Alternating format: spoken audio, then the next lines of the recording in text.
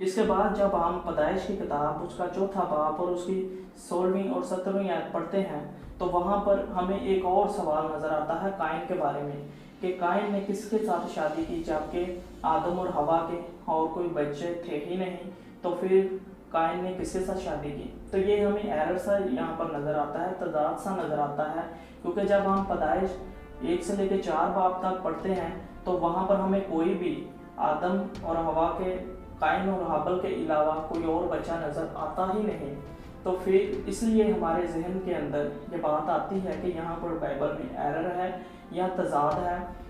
لیکن میں اس کے بارے میں بتانا چاہوں کہ اس کو ہم اگر تھوڑا ڈیپلی اسٹڈی کریں تو اچھے سے ہم سمجھ سکتے ہیں، آسانی سے ہماری سمجھ کے اندر یہ بات آ جائے گی، اور اس کو میں آگے چل کے بتاتا ہوں۔ لیکن اگر اس کا سمپلی طور پر میں جواب دینا چاہوں تو وہ بڑا ہی سمپل ہے، بڑا ہی آسانی ہے، اور یہ جواب ہمیں بائبل مقدس میں سے ہی مل جاتا ہے۔ پیدائش کی کتاب اس کا 5واں باب اور اس کی 4تھی آیت کے اندر اس سوال کا جواب ہمیں مل جاتا ہے،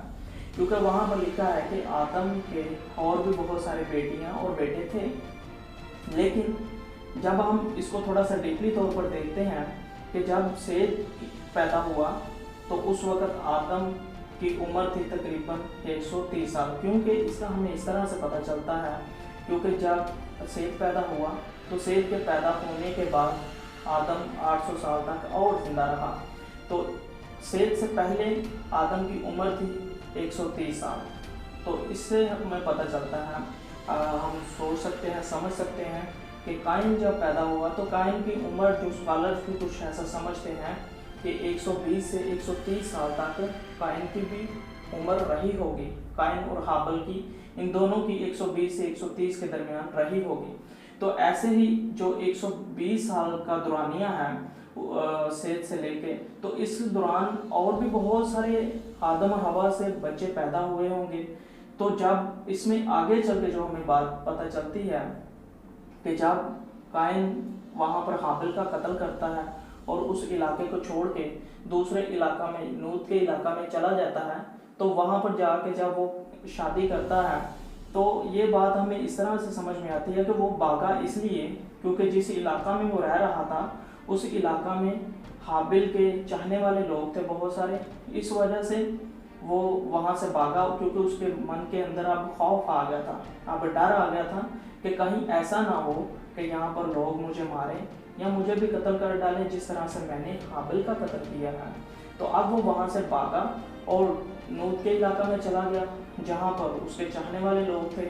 یہاں اس کو سپورٹ کرنے والے لوگ تھے، تو اس لیے وہ اس علاقے میں چلا گیا اور وہاں پر جا کے رہنے لگا، اور وہیں پر جا کے اس نے شادی بھی کی۔ تو جب اس نے شادی کی، اب یہاں پر لوگوں کا ایک اور سوال آتا ہے، اور وہ یہ ہوتا ہے کہ کیا قائن نے اپنی ہی بہن کے ساتھ شادی کی؟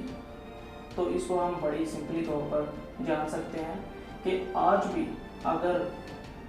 آدم کے بچے شادیاں کر رہے ہیں تو وہ آپس میں ہی کر رہے ہیں، تو اس میں کوئی نئی بات نہیں تھی، کوئی مشکل والی بات نہیں تھی کہ جو ہمیں سمجھ میں نہ آ رہی ہو۔ آج بھی آدم کے بچے آپس میں ہی شادیاں کرتے ہیں، اور کچھ لوگوں کا ایسا ماننا ہے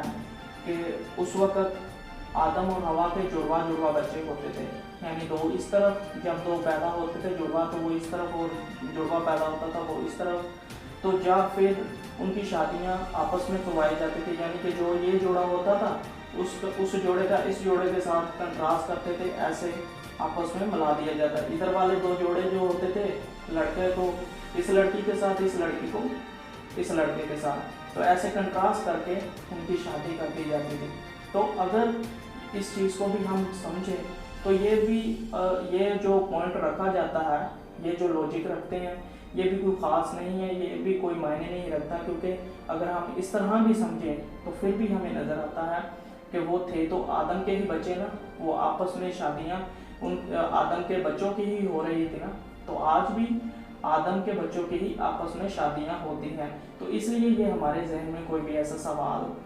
نہیں ہونا چاہیے، بلکہ ہمارے پاس اس ہر سوال کا بائبل میں سے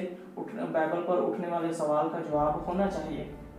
اور یہ اس لیے ہمیں پتہ چلتا ہے کہ یہ اس لیے ہوا کہ جو خدا نے آگے جب شریعت دی موسیٰ کو تو یہ چیزیں اس لیے روکی تاکہ لوگ زیادہ گناہ کی طرف نہ بڑھ جائیں، کہیں گناہ میں ہی نہ لگے رہیں، اس دھیان میں ہی نہ لگے رہیں۔